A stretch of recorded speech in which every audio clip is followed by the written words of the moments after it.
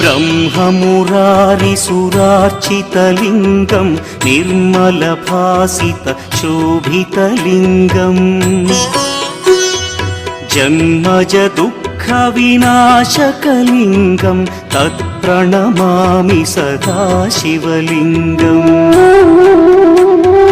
देवमुनिप्रवरार्चितलिङ्गं कामदहन करुणाकरलिङ्गम् रावणदर्पविनाशकलिङ्गं तत्प्रणमामि सदा शिवलिङ्गम्